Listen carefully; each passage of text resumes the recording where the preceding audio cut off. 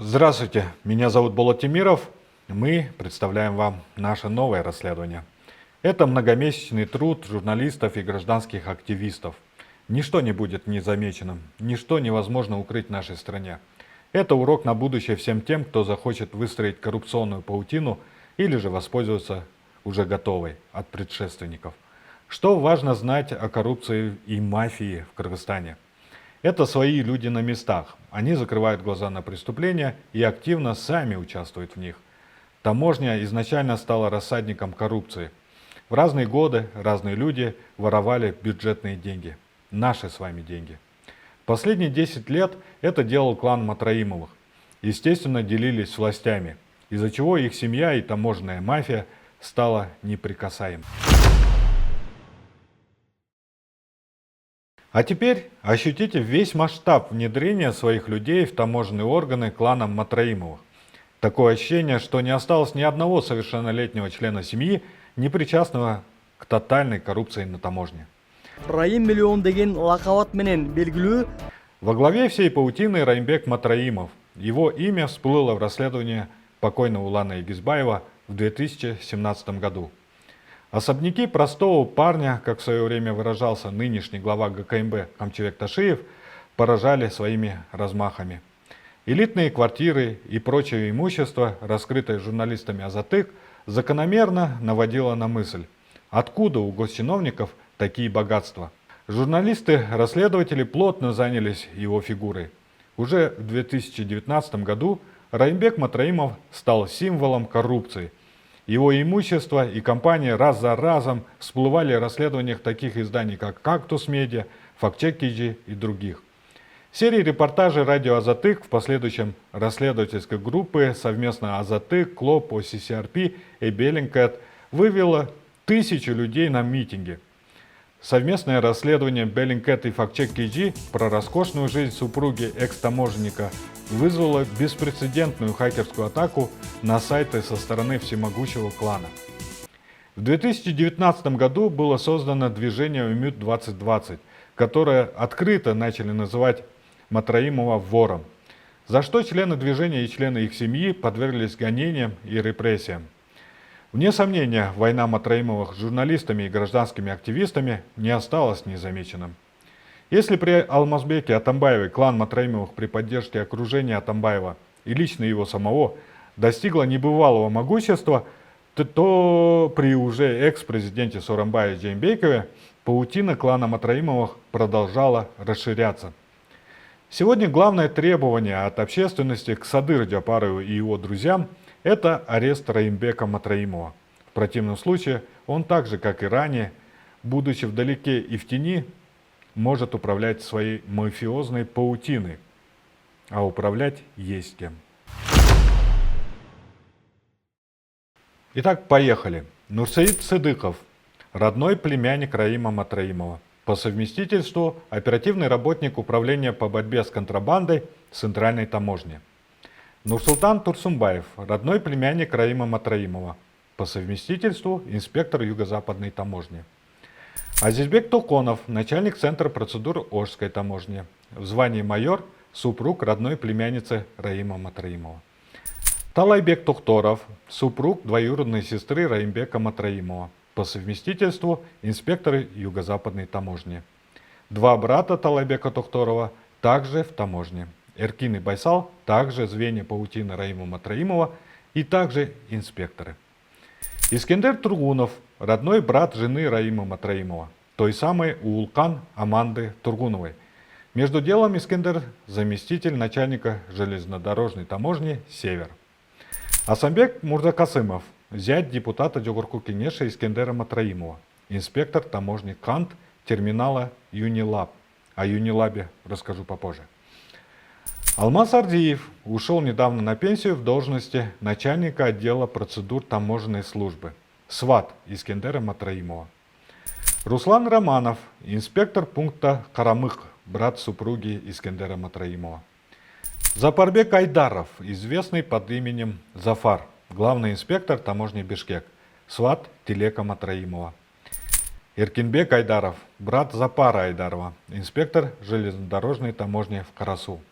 Эляман Джунусов, Старший инспектор таможни Манас, сын кандидата в депутаты от партии Мекеним Кыргызстан Ибрагима Джунусова. И по нашим данным, Өкүлүлу Райымбека Матраимова. Ну и карьерный рост ожидал спортсменов спортивных клубов Матраимова РМ. Данияр Абдыраимов, главный тренер футбольного клуба РМ, по совместительству инспектор Юго-Западной таможни. Адилет Култаев, замначальник отдела Юго-Западной таможни, игрок футбольного клуба РМ. Эляман Аринов, игрок РМ, инспектор Юго-Западной таможни. Нуртелек Чайлобаев, сотрудник отдела по борьбе с контрабандой оперативной таможни. Ну и, как вы догадались, тоже игрок футбольного клуба РМ. Известный волейболист Джамалидин Мусаев, игрок сборной Кыргызстана и волейбольной команды РМ, сотрудник Центральной таможни. Асан Сатыбалдиев, игрок волейбольной команды РМ, также сотрудник Центральной таможни. Ну что, выдохнули? Но это еще не все.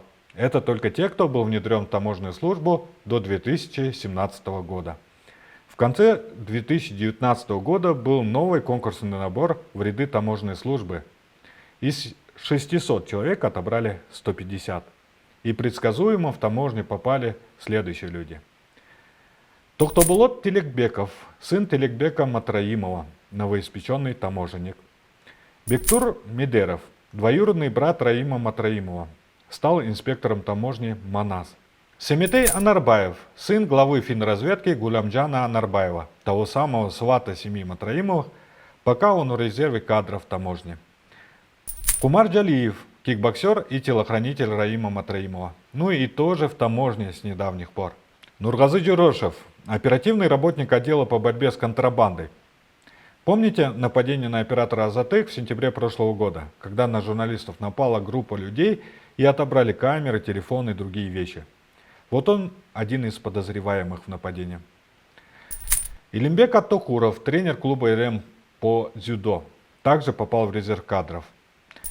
Иляман Дулатов, племянник экс-председателя финансовой полиции Бакира Таирова.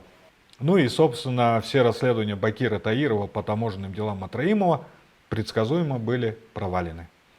Ханботой Барбиев, сын певца и близкого друга Раима Матраимова, Бека Барбиева, инспектор в таможне Манас. Алихантурё Марифов, сын свата Матраимовых, инспектор Юго-Западной таможни. И Айжан Нурмаматова, сестренка Чинара Матиевой, та в свою очередь жена Исламбека Матраимова, инспектор отдела архива таможни обеспечения.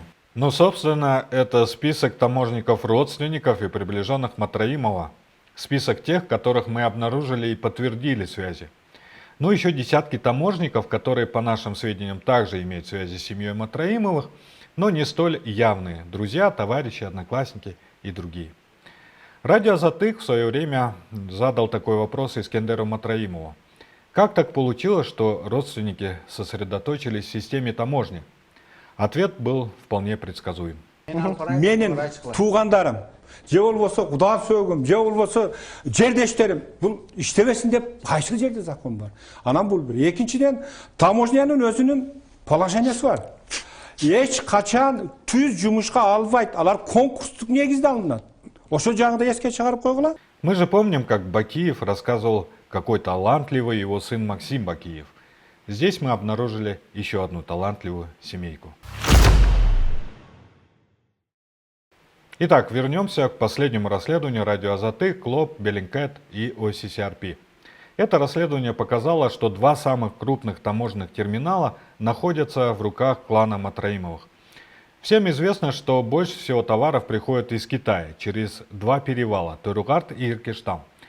Северный поток идет через перевал Торугарт и одноименный пограничный пост. На сегодняшний день большинство фур, проходящих через границу через Торугарт, направляются в терминал Юнилаб в городе Кант. Фуры из пограничного поста Иркиштан направляются прямиком в терминал Автоэкспресс Инвест в городе Карасу. Что из себя представляют эти терминалы? Они работают на основе государственно-частного партнерства. Стоянка грузовиков, весовые, банковские отделения, склады. Там же сидят таможенные инспекторы и растамаживают товары. Вкратце о расследовании КЛОП, Азатык, Bellingcat и OCCRP. Они смогли найти документальные доказательства связи этих компаний с семьей Матраимовых. Начнем с терминала Unilab. Сыргак Кенжебаев привлекает инвесторов и выстраивает инфраструктуру терминала на 37 гектарах близ города Кант. По некоторым данным было вложено около 100 миллионов долларов. Но несмотря на заверения руководства страны, терминал не заработал. Просто не приходили машины. Позже Сыргака Кенжебаева вынуждает продать за бесценок бизнес. Что стало с Сыргаком, мы все знаем. Его арестовывают в аэропорту Алматы по заявлению китайского гражданина. Его жена Ширин Айтматова связала это со своей антикоррупционной деятельностью. В составе движения УМИД-2020 она первая публично назвала Матраимова вором. По словам Ширин Айтматовой, Сыргака Кенжебаева взяли в заложники. За каждое ее выступление против семьи Матраимовых ее мужа в тюрьме наказывали. Южный поток китайских товаров идет через перевал Иркиштам. Все грузовые машины растамаживаются в терминале Автоэкспресс Инвест. Клоп, Азатык, Беллинкет и OCCRP также нашли доказательства, что терминал через подставных лиц контролируется семьей Матраимовых. В учредителях и директорах засветились такие фамилии, как Русланбек Матраимов и Кылычбек Саркарбаев. Первый родной брат, а второй близкий человек клана, который не скрывает своей связи с семьей. Помимо всего, транспортные компании, принадлежащие приближенным Матраимова и его партнерам из Китая, полностью монополизировали рынок грузовых перевозок, о чем журналистам анонимно жаловались владельцы других транспортных компаний. Что в итоге? Два самых крупных таможенных терминала в руках Матраимовых, и там расставлены их люди. Тем самым все грузовые перевозки и растаможка находятся в руках клана Матраимовых. Близкие к Матраимовым занимают ведущие должности не только на таможне. Так, старший брат Раимбека Матраимова Искендер Матраимов является депутатом парламента. Его сын Мирлан Исмаилов возглавляет южное подразделение Министерства иностранных дел, а находящийся под домашним арестом Телек Матраимов работает акимом Карасуйского района. Замглавы МВД Памир Асанов является сватом Матраимовых. Сын Памира Асанова Эрнест Асанов является главой Зяитского РОВД. Еще один сват Матраимовых, Гулямджан Анарбаев, является главой финразведки. У нас в Кыргызстане семейно-клановое правление недолго длится. Во всех предыдущих случаях из страны прогонялись те, кто позволял членам своей семьи вмешиваться в дела государства. Но это никому не стало уроком. Сегодня общественное антикоррупционное движение сделало шаг вперед.